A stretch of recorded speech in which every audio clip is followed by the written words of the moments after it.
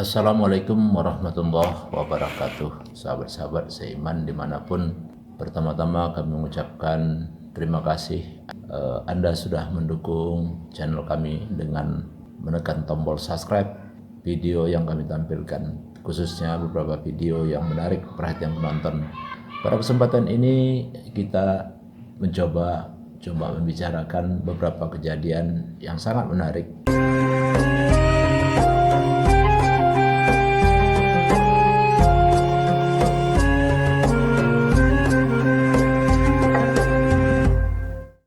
Sahabat seiman yang kami hormati, sepanjang 2 pekan terakhir paling tidak ada 3 kali terdengar permintaan maaf dari 3 pihak berbeda. Ada pengusaha makanan yang dibebaskan petugas setelah diklarifikasi Polsek. Ada pula penceramah agama di mana sikap dan pandangannya acap mengundang kontroversi, serta para pekerja klub malam yang ditahan, bahkan 12 perusahaannya dibekukan semua oleh Gubernur DKI Jakarta, yakni Anies Rashid Baswedan. Ketiga pihak itu meminta maaf karena perkataan maupun tindakan mereka menyinggung perasaan terutama umat Islam. Ucapan serta perbuatan itu menyebabkan kegaduhan di tengah masyarakat. Jika saja dibiarkan memicu kegaduhan lebih parah, misalnya demo berjilid-jilid yang mengganggu stabilitas, bisa juga sesama anak bangsa menimbulkan gesekan negatif yang melebarkan jurang antar satu kelompok dengan kelompok lainnya. Pertama, pernyataan maaf itu datang dari anak muda Sergio namanya. Dia pemilik rumah makan rendang babi, bukan berasal dari suku Minang, tetapi rendang babi tersebut ditambah kata Padang, lengkap pula dengan bahasa daerah, yakni Ambo. Hal ini sangat membuat geram masyarakat, pengusaha, tokoh agama, budayawan, serta tokoh adat semua pihak yang bersimpati terhadap rendang original halal made in warga Sumatera Barat.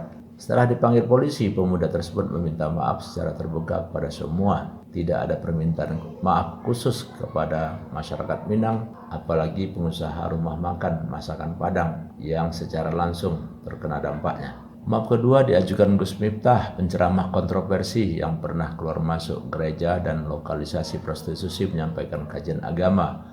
Hampir sepekan setelah terkuaknya rendang babi masakan Padang palsu itu, pemandu syahadat YouTuber Deddy Corbuzier melalui akun media sosialnya menyarankan agar tokoh serta masyarakat atau golongan manapun tidak usah emosi menanggapi rendang babi. Cukup tidak membeli, sebab si pembuat sudah mencantumkan kata non halal. Untuk informasi non halal tersebut, saya berterima kasih, ujar Miftah di video tersebut. Sebelum video itu diakhiri, pengasuh pesantren Ora Aji bertanya soal agama rendang. Justru pertanyaan inilah yang menyulut kehebohan baru, di mana akhirnya Miftah meminta maaf sekalipun dia mempertanyakan salahnya di mana.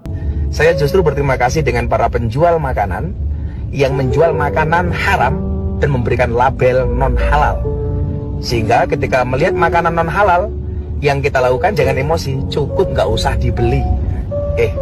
Ngomong-ngomong, sejak kapan ya rendang punya agama? Sahabat-sahabat tuntunan seiman yang dirahmati Allah dimanapun, belum habis pro kontra perbincangan di media sosial berkaitan rendang babi dan pertanyaan Gus Miftah agama rendang itu. Menyusul permintaan maaf dilontarkan pula oleh manajemen hiburan malam Holy Wing. Juga mengucapkan minta maaf kepada kepada umat Islam yang merasa dilukai gara-gara ini. Ini merupakan maaf ketiga yang dilontarkan 2 pekan terakhir.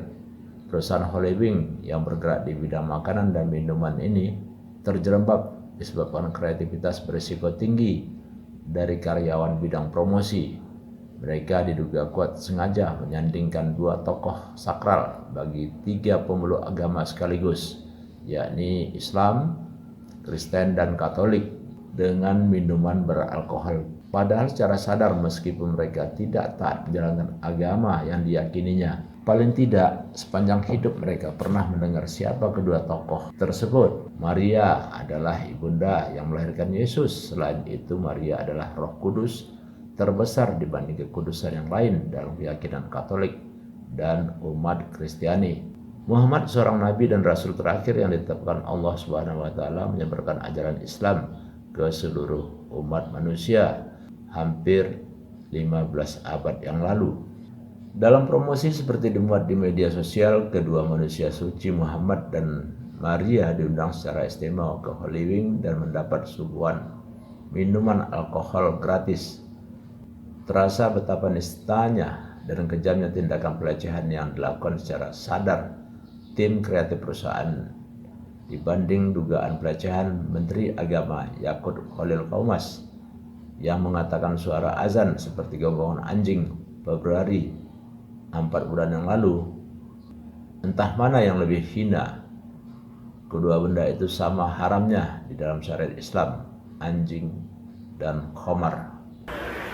Tetangga kita ini kalau kita hidup dalam satu komplek itu misalnya, kiri kanan depan belakang pelihara anjing semua.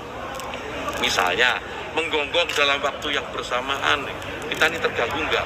Artinya apa? Bahwa suara-suara ini, apapun suara itu ya. Secara akal sehat tidak sedikit pun celah bagi pelaku membela diri mengatakan perbuatan itu bukan disengaja. Kecuali 6 tim promo yang telah ditetapkan tersangka menambahkan sebutan di awal atau di akhir nama Muhammad dan Maria, seperti Muhammad Al-Jufri, Maria Saraswati misalnya. Jika nama itu yang didabeli ke botol minuman keras tersebut masih bisa diterima, sebab pada orang biasa bernama Muhammad dan Maria tapi ditambah nama awal atau di ujung atau di akhir ujung nama. Bisa juga Muhammad dan Maria berada di tengah namanya, dan itu jumlahnya ratusan ribu, bahkan lebih orang-orang yang bernama Muhammad yang dilengkapi dengan akhiran di depan maupun di belakang namanya. Selama ini kasus pelecehan penghinaan tidak saja menimpa peluk dan tokoh agama semata, melainkan Nabi hingga kitab suci pun tidak luput menjadi sasaran si penista dalam versi berbeda dengan orang berbeda pula. Bentuknya bisa verbal dengan ucapan atau tindakan. Menginjak kitab suci Al-Quran contohnya, biasa setelah ramai jadi sorotan kegaduhan serta menyulut kemarahan umat, si pelaku meminta maaf ke publik. Sebagai bangsa beragama, memberi maaf diminta maupun tidak adalah tindakan terpuji dan mulia. Namun di balik itu, ketegasan hukum harus dilakukan kepada siapapun. Tapi kenyataan dari 3 pihak yang meminta maaf baru tim kreatif Holy Wing yang ditahan dan ditetapkan tersangka. Sementara Sergio, pembuat babi rendang Padang, bebas melenggang meskipun terbukti perbuatannya menyakiti masyarakat dan jutaan pedagang rumah makan Padang di penjuru pelosok dunia. Bagaimana pula penista agama yang acap dilakukan bazar rupiah kepada ulama, berkali dilaporkan tapi tak tersentuh, apalagi Yakut Khalil Qaumas, jangankan dipanggil polisi, minta maaf pun dia tak sudi. Sahabat-sahabat tuntunan seiman yang dirahmati Allah dimanapun, munculnya si penoda, penista dan pelecehan agama dan umat, ulama, kitab suci sampai kepada Nabi Muhammad dan Bunda Maria adalah efek lanjutan dari penista senior yang dibiarkan berkeliaran, kemudian melahirkan penista seperti di Holing dan oknum lain, sebab mereka dibiarkan menumpahkan semua bentuk kebencian dan cacian di ruang publik, khususnya pemuka agama. Tentu hal ini tidak bisa dilepaskan dari peran pemerintah menegakkan hukum. Kalaupun karyawan Holy Wing ditangkap lalu diproses sesuai ketentuan hingga dijatuhi sanksi sekalipun, besar kemungkinan tidak mampu memberantas penista, konon lagi menghabiskan penoda agama dan si penebar ujian kebencian tersebut. Melihat kondisi saat ini, jalan terbaik bagi sahabat seiman tentulah sikap menahan diri dan bersabar sejauh kemampuan, perbanyak istighfar dan berzikir, kemudian tidak membalas pelecehan atau hinaan itu seperti mereka. Sabar bukan berarti diam. Bila diam saat agamamu dihina, maka gantilah bajumu dengan kain kafan. Buya Hamka.